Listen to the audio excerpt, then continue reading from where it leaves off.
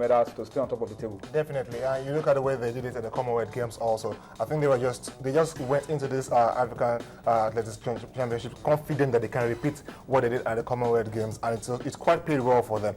A little bit, it looked like maybe the athletes were overconfident in their abilities, and they just felt, okay, we did it last time, we can do it again, and they went there thinking that they can just go out there and do it. But in all, I think it's an improvement based on the fact that we won more medals in total.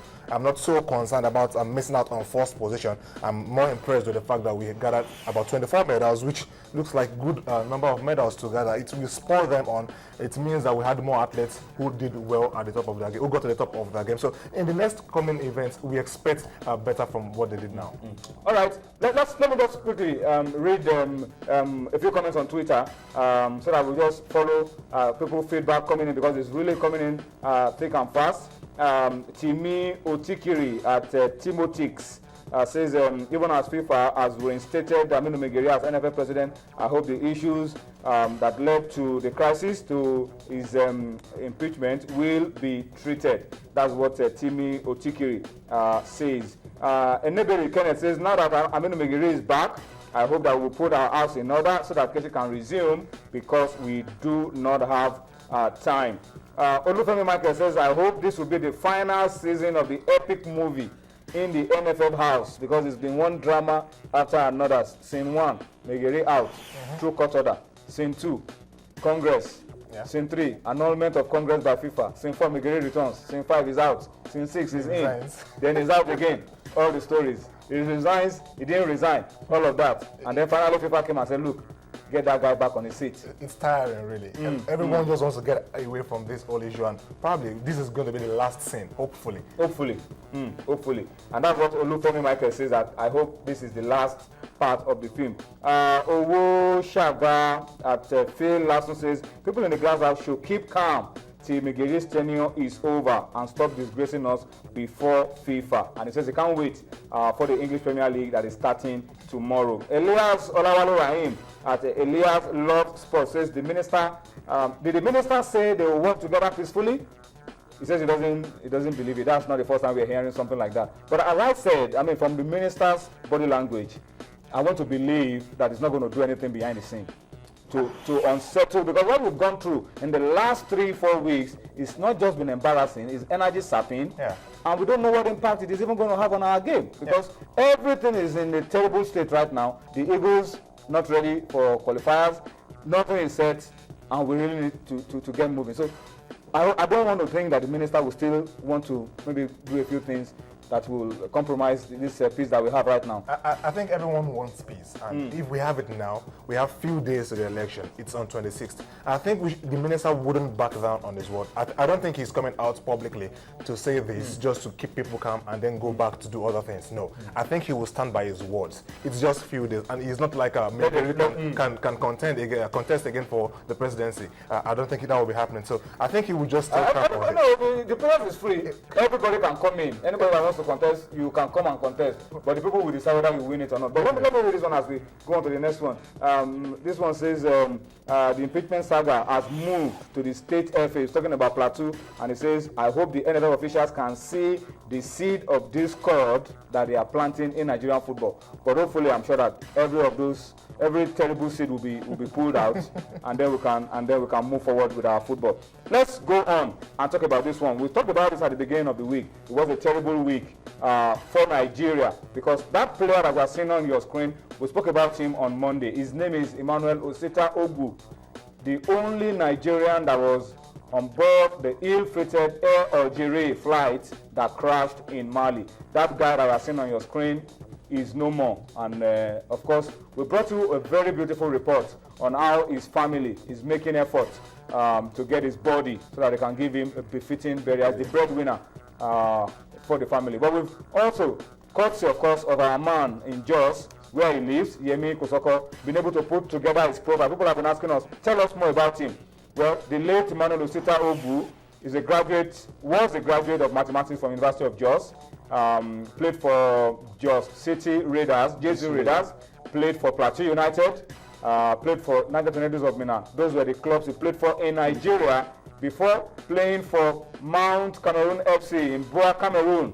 and then Genuine Football Club in Burkina Faso. Last club. That was the last club he played. He just secured a contract in Dubai. Right. That would have been a money spinner for him when he died in Mali in that Algerian airline crash while on his way to formalize the contract, a new professional contract that probably will have turned his life and the life of his family around. That's the sad story of Emmanuel Osita Ogbu. He was the only Nigerian on board that flight and the professional footballer he was before he passed on. We are still waiting for the NFF to make an official pronouncement on this. Till now, they've not been able to do it because of the crisis. This is not a football matter.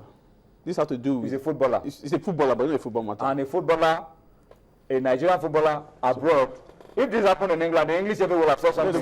But this is a national issue. Yeah. Because it's a Nigerian... Are you saying the NFF should not say anything about it? I'm not saying the NFF should not say anything. I think they have been distracted by too many things going on. Now that the situation now that the situation is calm, we should expect something. So when we don't get to hear anything from them, then we should be disappointed. Yeah.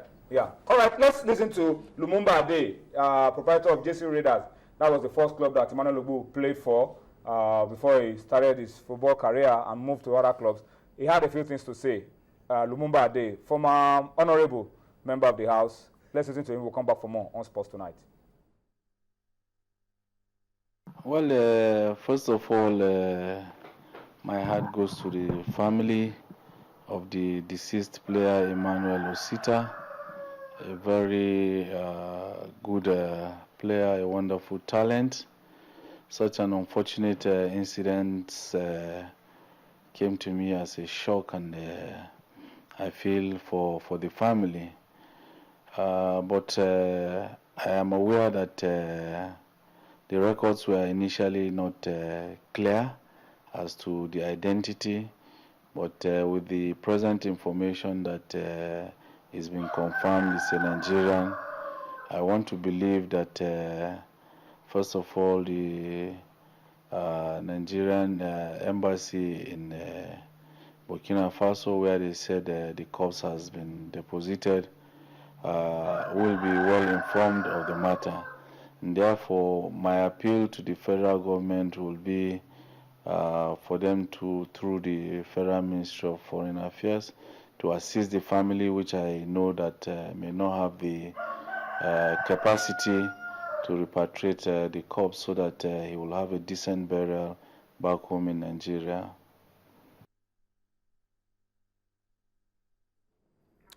Well, that's Lumumba Ade, proprietor of JC Raiders, the first club that Emmanuel Osita played for before going to some other clubs and then traveling out. Unfortunately, that guy is no more. We pray that God will give his family the fortitude to bear the loss. All right, let's talk about those of us who are still around. And Dumnodi, this weekend, match day 24 of the Globe Premier League, and run through for us a lot of exciting games, starting from Umahia, Abia Warriors against Enyimba. That is going to be a massive derby because of what happened in the first round when Abia beat Enyimba at home. Enyimba want to get the pound of flesh of Abia Warriors. Well, Abia Warriors against Enyimba, the game will be played at the Moya Country Stadium. Warriors against Kano Pillars, another massive game. That Sunshine Dolphins, massive. Yes, so Crown against Sharks, another game for Crown. They need to win this game because they are deep down the relegation water. Rangers Giwa, another fixture.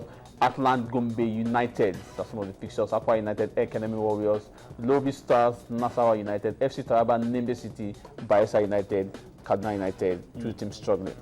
All right, so these are the fixtures for you of games to be played in the Globe Premier League this weekend. Before we leave this, let's just talk around very quickly the controversy of last week, March day 22, I think, in Jos. Giwa, I mean, we've talked a lot about Jos today on the show. We're still staying in Jos. This time it was Giwa against Dunphy. Watch this. Just sit down and watch this. That's Network. He goes, crosses the ball, goes to the far side, crosses, and that guy that scored clearly, not in an answer position, but the referee, assistant referee raised his flag. Look at this again. Watch this again. Long ball for Network. He uses his pace, crosses the ball in, the deflection comes in, and he goes to the far side, crosses the ball, Ebube comes in from deep to finish off, but the assistant referee raised the flag. That was where Dolphins, the country suffered That from. was going to be the second goal of the game. That would have been the 2-1 that would have given Dolphins 3 points in the game. But